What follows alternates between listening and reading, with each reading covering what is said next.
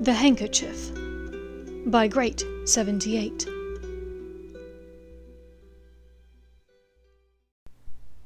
Chapter 60. The Breakfast Club. The following morning he was awoken at 6 o'clock in the morning by a warmth against his pillow, where he typically laid his handkerchief in case Hermione wrote during the night. It was the first time that it had warmed against his skin in weeks, and it was as though his body was waiting for it. His eyes popped open, senses alight. "I was hoping to go down and meet Hagrid for breakfast. Can we meet later this morning?" He wrote back, "Do you mind if I join you two?" There was a long moment before her response. I don't know. I didn't think... Well, I suppose if you promise to be nice." "If I'm a guest in someone's home, Hermione, I would be unfailingly polite." "Well, I suppose it would be all right." Draco smiled to himself. Hermione had no idea that he and Hagrid had been friendly since first year. "What are you over there giggling about?" Theo, naturally, was awake, likely already done with the Prophet's Sunday morning crossword puzzle. "Oh, just thinking about heading down for Hagrid's for breakfast. I'd invite you along, but Hermione is coming, so bugger off and all that." "I take it you won't be clabbert-letting with Hermione, then?" Theo asked with a smirk. Over the winter break, Hagrid had approached Draco, his only NEWT student to stay behind at the castle for Christmas, with a special project.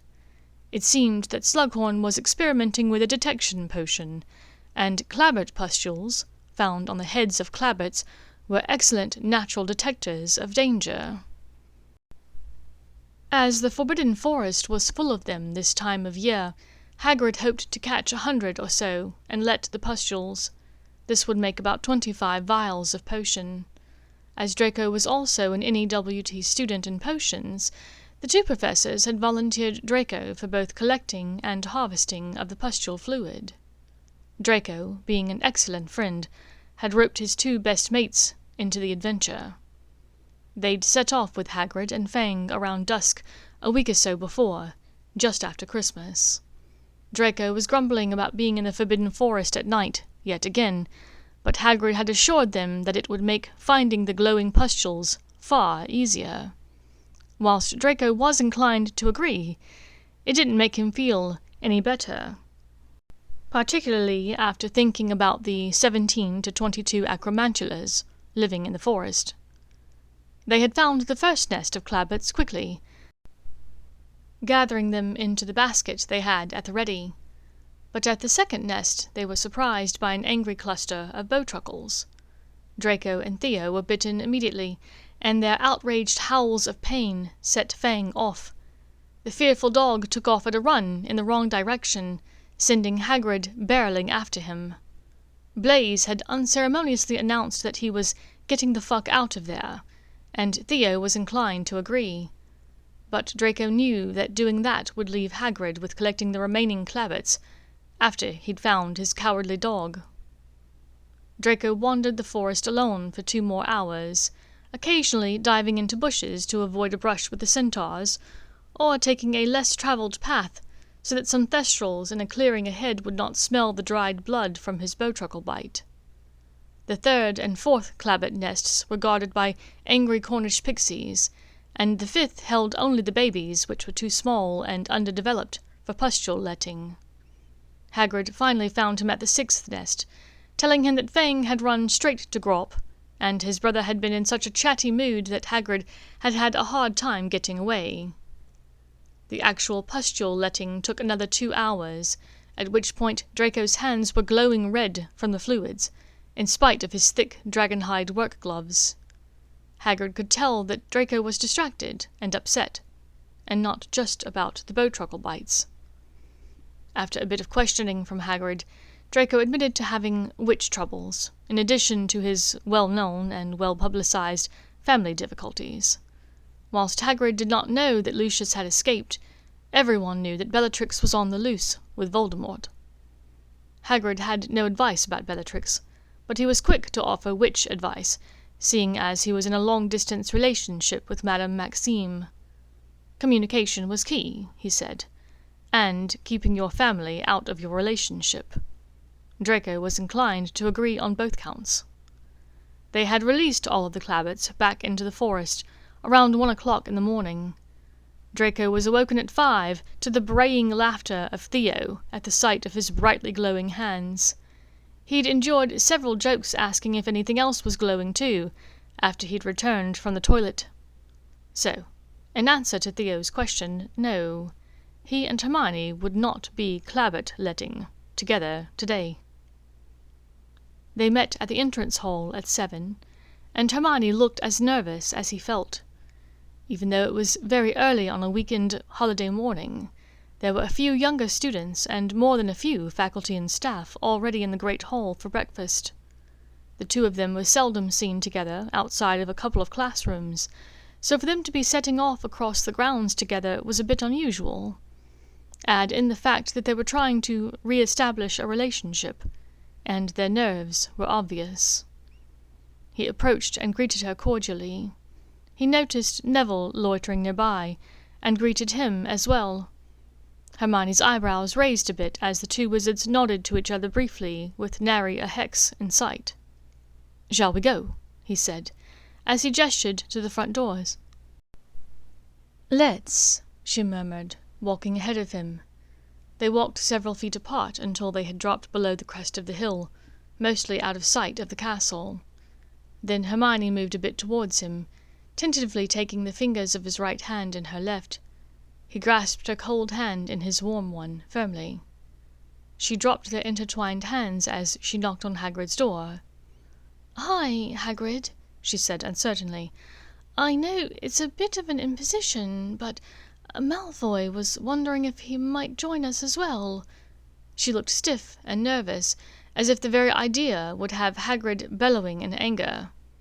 Hagrid's eyebrows disappeared into his hairline. Then a half-smile appeared on his face. "Why, sure, Hermione. That sounds mighty fine. Welcome, Draco." Draco thanked him and busied himself patting Fang in greeting and fixing a large mug of tea, much to Hermione's unspoken surprise. "Looks like the clabbert pustule glow finally went away," Hagrid said. "It took a while. Spread a bit, too, if I'm being honest," Draco laughed. Hagrid's eyes slid to Draco's profile, over to the silent Hermione, and then back again. "And I take it your witch troubles have been resolved?" Draco smiled down at the sugar bowl. "The Wizengamot is still deliberating, but I like my chances. So, what's on for breakfast?" Draco looked to the cooktop. "Oh, little this, little that. Feeling like some eggs this morning?" Hagrid asked. "Are they chicken eggs?" he asked tentatively. Hagrid smiled in amusement. "Course." "From a chicken?" Draco raised an eyebrow at him. "From near a chicken?" There was a moment of silence, then both wizards laughed uproariously. Hermione stood near the door, mouth agape, looking from one to the other in complete confusion. "Sorry," she interrupted, "but just what the fuck is going on here?" Breakfast was nearly done by the time Draco and Hagrid had finished telling Hermione of their random moments together over the years. "So, you actually visited Norbert? And Buckbeak? Why didn't you ever tell me?" Draco looked down at his oversized cup of tea in shame. "I felt so challenged by you and Potter back then. And I was ashamed. My father was trying to sack Hagrid, fighting to kill this hippogriff, and he hated you. To you and half the school, I was enemy number 1. I mean, you and your mates thought I was the heir of Slytherin, and even tried to get me to admit it to you." Hermione stilled. She hitched in a breath and asked, "Who told you that?" "Oh, just an eyewitness who still wants to know exactly what happened to your whiskers and tail," he drawled in amusement. "You're friends with Myrtle, too!" She fairly shrieked at Draco. "You had whiskers and a tail?" Hagrid demanded of Hermione. They left around mid-morning, full from a breakfast that they could mostly identify. It had been a fun and interesting morning, and Hermione was still shaking her head in disbelief at everything she'd learned. Would you like to come to my room?" Draco asked as they made their way back to the castle. Noticing her blush, he corrected himself. No, I didn't mean... I'm sorry. I just thought it might be nice to talk in private, and with term starting tomorrow, and people beginning to trickle back later this afternoon, I know all of our usual places will begin to fill up. I never did get to see the Slytherin common room back in second year, and I was really looking forward to it. Bathilda Bagshot wrote about the unique entrance, and I remember Harry talking about being able to see into the lake from below the surface. It sounded amazing. Well, let's go. I'll get Theo and Blaise to clear the common room, as you're going through. We've only had 2 other Slytherins show up for the new term yet, anyway. It turned out that assistance wasn't needed from Theo and Blaise, as the common room was empty when Draco checked it. Hermione entered, marvelling at the stone wall entrance, which only appeared when the current passphrase, "Live long and prosper," was uttered. "How is the passphrase chosen?" she asked, with a barely repressed chuckle. There's a chalice on the mantel, where we can submit suggestions. And at the beginning of each month, the 7th-year prefects choose a new passphrase from those ideas. I still remember one spring when Marcus Flint and Xander Higby were still here. We all had to say, "I want to dip my balls in it." "Do you know who submitted the current passphrase?" "I think Blaise did. He's always coming up with these oddly inspirational passphrases. I still remember a year or so ago, one of our house favourites was "To Infinity and Beyond." It just had a really majestic ring to it, you know. Hermione was now using the corner of the handkerchief to wipe her eyes. "I know what you mean. That does sound majestic. You know, I need to get my father and Blaise together sometime. My father is a big Trekkie, too." "What's a Trekkie?" "Never mind. So where's your room?" she asked, and her beautiful copper eyes still sparkled with tears. "Just up here." Draco gestured to the staircase next to the fireplace, and they started up the stairs. He opened the door, immediately realizing that Blaise was still inside, based on the smell of his dark cigarettes. This is my cue to leave," the wizard said, grounding out the cigarette in a nearby ashtray. "Blaise," Hermione stopped him with a slight smile on her face, "before you leave, I just want to say, I see 4 lights." Blaise locked eyes with her, a slow smile spreading across his face. "Granger, I think you know there are 5 lights." Blaise moved past them, his laughter echoing down the stairs as he went. Draco looked up at the chandelier, confused. "There are 6 lights on this fixture. What in the name of Merlin are you 2 on about?" Hermione's laughter was contagious, and he couldn't help but chuckle to hear her explanation. He marvelled at the idea, remembering all those years ago watching the A-Team on the telly. He had no clue then that there were dozens, perhaps even hundreds of these little plays out there in the universe. The one Hermione was talking about the future, sounded very interesting. Draco made a note to himself to ask Blaise and Hermione to show it to him one day. With a pang, the thought occurred to him that day may never come. What if he didn't make it through this war? What if Blaise didn't? But this thought he pushed down, refusing to allow it to take up space inside his head. Their hands were joined, and Draco pulled her slowly towards him. "I've missed you so much. I'm so sorry," he said to her. "I know. I got your present. Purple hyacinths. I referenced it in Campbell's guide. I'm just glad you still had your bracelet. And your handkerchief." Draco drew her arm up, extending it in front of her, turning it so he could place a soft kiss upon her wrist. "I never go anywhere without it. You never know when you might need one, or so I've been told." She allowed herself to be pulled closer, draping her free arm around his neck and tugging lightly on his hair at the nape of his neck. "You look tired lately. Not so much now, but this past month or so. Are you all right?" At his amused look, she backtracked. "Well, I mean, I know you're not all right, but are you sleeping all right?" Is your bed not comfortable?" "Are you volunteering to test it out?" Draco nearly whispered. "We could maybe—" But she did not finish the sentence, instead leaning into him, placing a feather-light kiss upon his jawline, where a hint of stubble had appeared since he'd last shaved the day before. A moan escaped him as she pressed her body to his. Draco pulled back slightly, taking his wand from its sleeve holster and locking the door, putting a muffliato and a distraction jinx upon it as well. He led her to the edge of the bed, letting her take the lead once they'd reached it. She pushed him down at his shoulders until he sat on the edge of the bed, knees bracketing her legs as she stood in front of him. She began by removing his jumper, pulling it over his head and mussing his hair playfully. Next, she unbuttoned his Oxford slowly, kissing her way down his chest. She pushed the shirt just to his shoulders, exposing his chest to her, but mercifully leaving his arms covered. She towed off her shoes, and he removed his boots and socks quickly. "I'm leaving my socks on. These dungeons are freezing." His witch smiled at him. He smiled back and cast a warming charm. "That helps, but I'm still wearing them." "I don't mind. I'll see your toenail polish later," he teased. "It's Gryffindor red," she whispered tauntingly. "Well then, by all means, keep that covered up," he answered drolly, then grinned at her. She grinned back, then took his wand from his hands and cast a perfect contraception charm. It nearly stole his breath how easily she was able to harness her magic through his wand. They lay back together on the bed, Draco gathering the duvet around them. "I've missed you," she said between kisses. "Gods, you cannot imagine how much I missed you.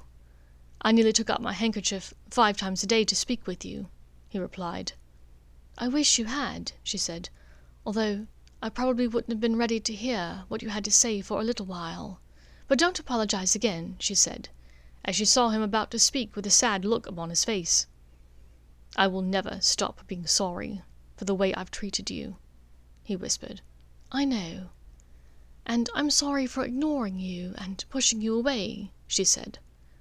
"I understood why," he said, cupping her neck under her hair. He pulled her towards him. She smiled adoringly at him. "You're so perfect, he said. "So amazingly beautiful in every way." Draco could only look in wonder at the beauty of his witch, at the magic that surged through her body as she was lost in his kisses. He was amazed that she would deign to even grace him with her presence, much less with her love. "Look at me, love," he said, and her eyes flew open, the blazing copper meeting the molten silver of his adoring gaze. He breathed deeply to fill his lungs with the gardenia scent of her hair. Draco drank in her beauty. He could not take his eyes off of her. She was the living embodiment of magic, as her hair and her eyes seemed to glow with it. "My gods, you're perfect, so perfect for me. It's like you were made for me, witch." "I love you, Draco." Their eyes locked, and they moved together. Liquid copper gazed openly at molten silver, and the waves of pure bliss that crashed over Draco were not only physical ones. He was so happy, so relieved to have her back in his life. He felt like a new man, as though the world was starting over with only the two of them. He wanted this feeling to last forever. Chapter 61. Secrets, Sentries, Sojourns. Content warning. Minor character death. Vague discussion of suicide. He and Hermione lay there in his dormitory bed, curtains drawn around them for a long time, and Draco was so drowsy from several days of not sleeping well that he nearly dropped off to sleep. But he could not. He knew his dorm mates would arrive soon enough, and reality would intrude once more. "We should get up and make our escape," he said to her. "It's just a matter of time before more people come back from holiday break. You would not want to be seen here. It's not safe for you." "I know. I need to go and meet Harry soon enough. But, Draco, is there anything else? I know you can't tell me what he's asked you to do, but is there anything else you can share?" He knew that this was the time to talk about the vanishing cabinet. It was not part of his task, and therefore its discussion was not protected by the secrecy bond. "Kind of. He wasn't even sure what he was going to say, how he was even going to broach this subject, but he was interrupted almost immediately by an odd bell sound from Hermione's watch. "Oh, Professor McGonagall said their flu arrival would be right about now, so I set an alarm for myself." She whipped her leg over and around him, pulling on her blouse as she went. "Listen, I hate to run, but can you check to make sure the common room is clear? Merlin, I certainly wish I had an invisibility cloak." He dressed, then went down the stairs to confirm that no one was present, and she hurried from the dungeons. She turned as she reached the bottom of the steps up to the entrance hall, and he touched his chest where his handkerchief normally lay. She blew him a kiss, turned, and hurried up the stairs. "Live long and prosper," he said to the stone wall, and the doorway to the common room appeared. Merlin, if the rest of Slytherin House knew that some of their favorite passphrases came from Muggle culture, they'd riot. Back in his room, he pulled on his robes, checking that the handkerchief was still in his pocket. Suddenly, the gravity of what had just happened, coupled with what he had almost done there at the end, hit him. He'd nearly told her about the vanishing cabinet, about the plan to bring in additional Death Eaters to help him accomplish this impossible task. She would not understand why he was doing this, and he would not be sufficiently able to explain it to her, because the reasoning for the repair was tied up with the task, and it would only seem as though he was trying to welcome in the enemy, which, in a way, he was. He was torn. He wanted to tell her everything, but knew that if he did, she would likely not understand why. Even if he told her it was for her own protection, hers and his mother's, it still wouldn't make any sense to her.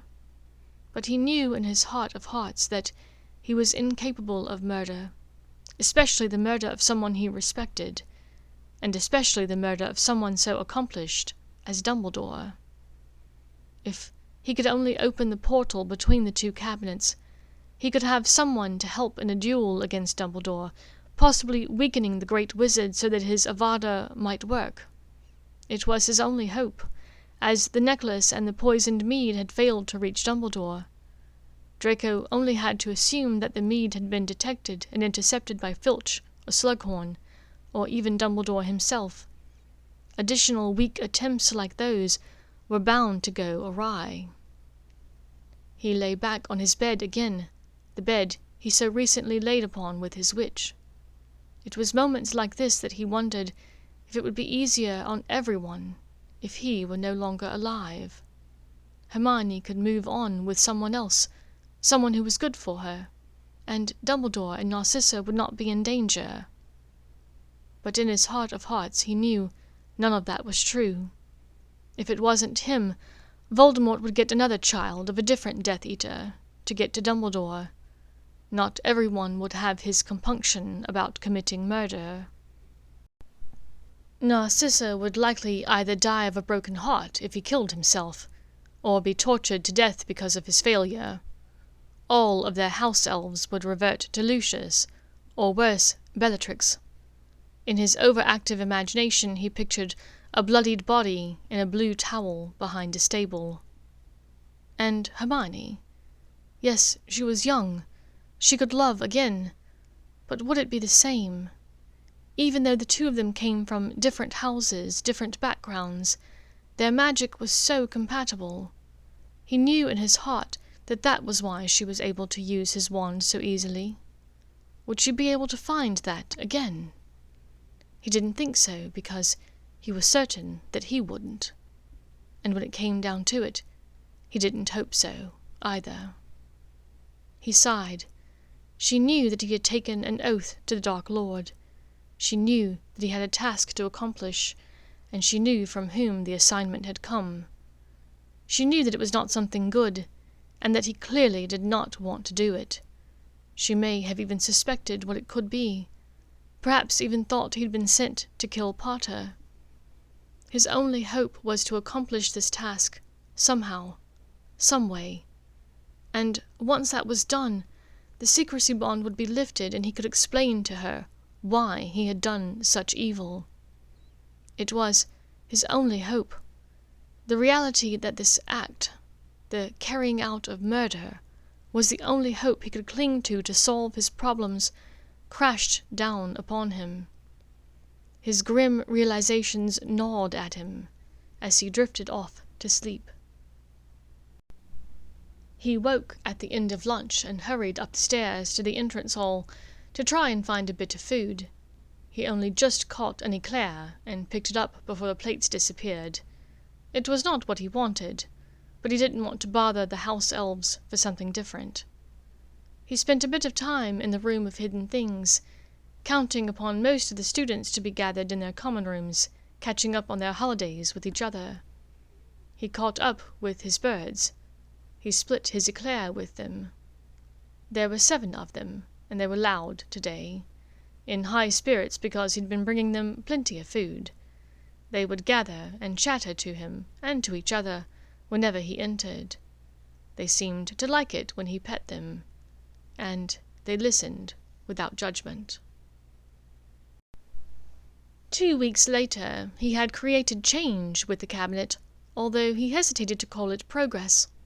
He had found a couple of spells that appeared to generate some sort of magical happening within the cabinet, although it wasn't the best result. Back before Christmas, when he had owled Borgin and ordered him to send a vial of poison to Madame Rosmerta to dose the mead with, he had included a charmed coin and explained how it worked. He had begun his experiments months before by putting inanimate objects inside the cabinet, but this had proved somewhat useless.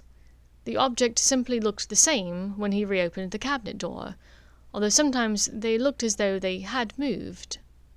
He hoped that eventually he could tell Borgin what object to look for within the cabinet, and Borgin could tell him whether or not it had appeared on his side. This had somewhat worked, but he had no idea how long the objects were inside the cabinet, at least from the object's perspective. Montague had disappeared for weeks last year, but to hear him describe his experience, it seemed to stretch on for years to him. Time, perhaps, worked differently inside the cabinet, or maybe that was all due to the damage that had been done by Peeves. Next, he hit upon the idea of putting food inside the cabinet. This might give him a better idea of how long the object was inside. The first banana came back black and covered with fuzzy green mold from age. The second banana came back mangled and pulpy, and also black with fuzzy green mold from age. He was going in the wrong direction with it. Classes resumed, and with it, Draco's continual failures at his studies. Hermione had agreed to work with both him and Genevieve on both projects for ancient runes, so he was only able to spend about 30 short minutes with her alone in this class. Arithmancy was full of lecture and individual problem-solving, as usual, so they were not able to do much more than exchange glances with each other, and Potter and the Weasel were in every other class with them. Slughorn continued his obsession with Potter, as proven in one of their first classes back. They'd been working on antidotes to poisons, a subject which already put Draco on edge. But his antidote had exploded on him, the billywig stings reacting badly to the fire seed, causing a small combustion. Hermione had not fared much better, apparently trying to put every potion ingredient in the store cupboard in her own antidote. But Potter had made fools of them all by producing a bezoar and earning more praise from Slughorn in the process. He sighed, catching her eye after he vanished the clumpy orangish-brown liquid from his robes. They exchanged the look of annoyance at both Potter and Slughorn, then smiled a bit sappily. "I take it that things are improving with your witch?" Theo asked quietly as they packed up. "Smashing," said Draco distractedly. still looking at Hermione. "Left, right, and centre?" murmured Blaise quietly. "Shut it, Tosser," Draco said to him, flushing slightly. On February 1st, the sixth years had their first apparition lessons with Wilkie Twycross. Draco had met Mr. Twycross several years before at a charity gala thrown by Narcissa, and found him to be quite fascinating. Twycross had been the guest of honour. The charity was in remembrance of the victims of more serious splinching incidents. The funds raised would go to promote apparition education amongst young witches and wizards. The wispy man had always been taken with the idea of apparition, he had told the younger Draco, and had taught himself to do it at the age of 6, only splinching himself a couple of times in his entire life. And as he regaled young Draco with the stories of his splinches, he had eaten an entire large serving platter of prawns, shells and all. It stuck out in Draco's memory for many reasons, not the least of which was the look of horror on Narcissa's face when she realized what the man had eaten.